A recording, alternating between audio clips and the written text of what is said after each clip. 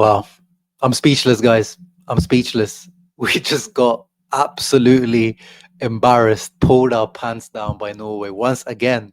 Second time in a row, Norway do that. But to do it at home, at the San Siro, in front of all the Azzurri fans.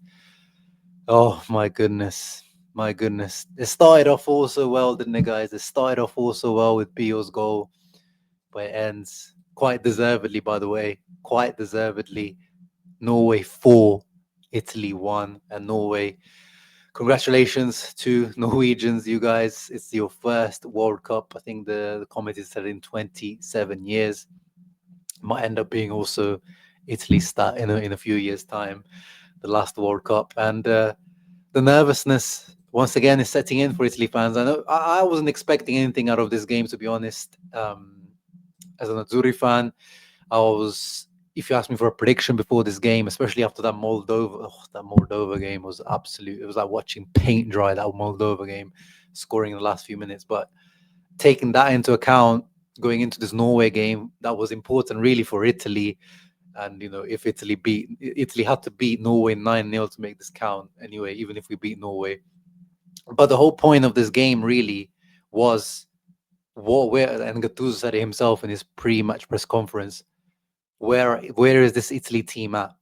What is the level of this Italy team? Where are they mentally? What can they do with a good team? This Norway team is like, we make these guys look like peak Spain, peak France, peak Italy, World Cup winning Italy. They're a decent team with, of course, probably the best striker in the world in Erling Haaland. But apart from that, they're just a decent team that we always somehow make to seem look like some world-beating team, which they're not.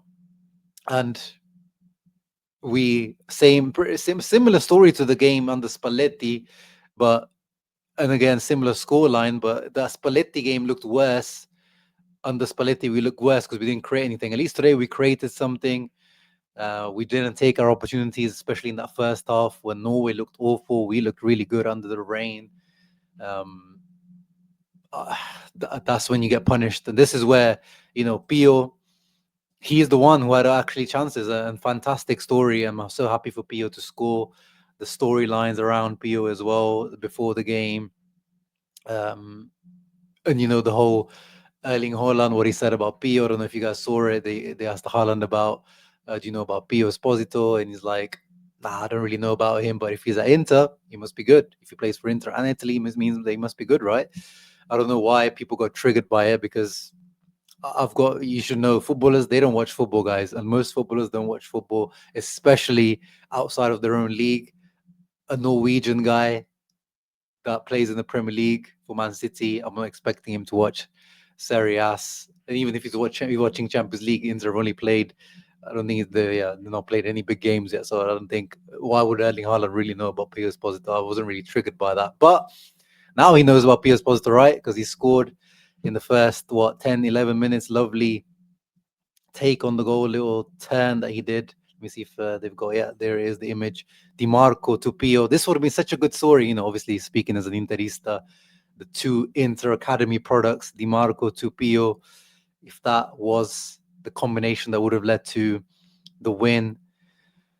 But it wasn't to be. It wasn't to be. And is Gattuso to be blamed? Of course, the coach has to take blame. But at the end of the day, whether it's Spalletti, whether you give this team to Gattuso, whether you give this team to Conte, whether you give this team to Ancelotti, whether you give this team to Allegri, whatever coach you want to give this team to, the players remain the same. The players pretty much remain the same. You can put some people, used to really criticize Spalletti for not having Orsolini in there. You can swap out Politano for Orsolini. Is it that big, really big of a difference? Not really.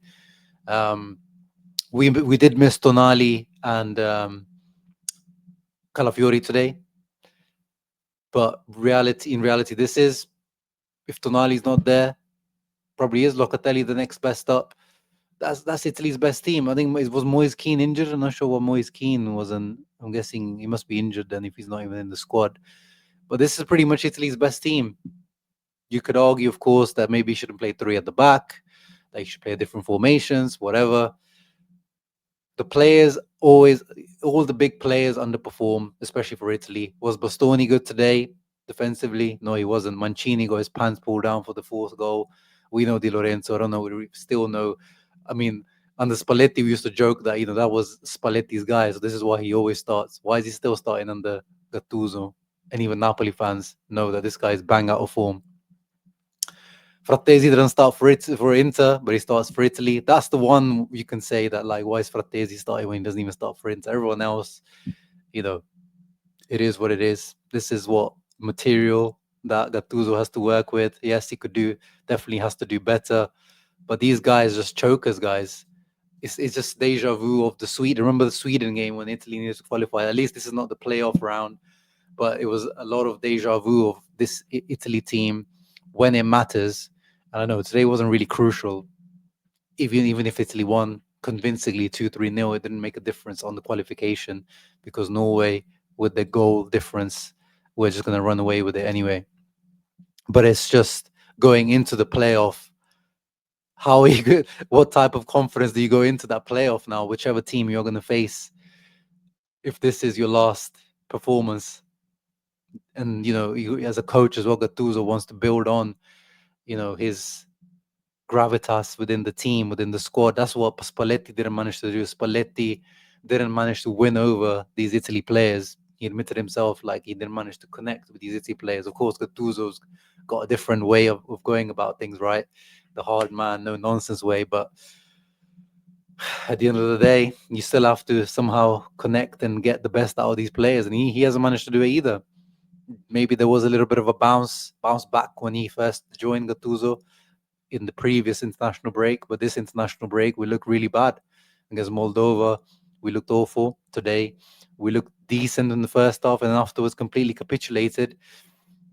And the fact that after the 1-1, we were so mentally, we look at that in the space of literally 10-15 minutes, we capitulated. It shows how mentally fragile this Italy team is, and it shows also the big job that Gattuso has on his hands. Honestly, I am again nervous now. This performance, I don't know about you guys, has made me very, very nervous about the playoff. I know there's what are the potential teams that Italy could face. Let me see if I can pull it up quickly. Italy potential playoff opponents. Let's see what comes up. Football Italia here. Yeah. Just give me whatever cookies you want to give me, bro. So top three spots are determined by FIFA ranking, which means Italy at least guaranteed a spot among the 4 seeded teams and will play the semi-final at home. The fourth and final pot is formed by the Nations League teams. So we are still in pot 1. And if they do qualify for the final, they'll find an opponent from pot 3 and 3. So which Italy? Oh, Italy will get their semi-final opponent from top pot 4, sorry. Wales, Romania, Sweden, Northern Ireland. Oof. None of them. No, I mean, yeah, maybe Romania, I guess, would be good. I saw Sweden have an awful record. They haven't even won a game in this qualifier, but I just can see it like, they hire a different coach. Isak and Gyökeres start firing all of a sudden, and that, I mean, that Sweden would be just complete deja vu. Like we can't have Sweden, man. We can't have a repeat of missing out World Cup qualifiers, World Cup qualification again with Sweden. Yeah, avoid the Scandinavian teams. Basically, Scandinavian teams, avoid them like the plague. I would also avoid. I don't know, Northern Ireland, like British teams sometimes can be quite feisty, but yeah, it's a decent pot to get in, but we lost to North Macedonia last time round, so we can't trust these guys against anyone. And then the previous time we lost to, was it Switzerland, wasn't it? So, I just don't have any trust in these guys. I don't have any trust in these guys. I still think we will go to the World Cup. Surely we can't miss another one. We can't miss 3 in a row, but I just don't have any trust in these guys. I don't know about you guys. Going back to the game, as I said, yeah, Pio Esposito, big positive of the game, but he should have maybe scored at least one more goal, which shows you the difference between Pio and someone like Holland at the moment. Holland did absolutely F all the whole game and then literally comes alive in the last half an hour. Two amazing finishes. The first one, amazing finish on the volley, and the second one, really, really cute finish. It shows you how confident he is at the moment to try a finish like that first time outside of the boot. Just very cute finish against his teammate now, Donnarumma. But yeah, apart from that, what is there to discuss, guys? Another disappointing result for the Azzurri.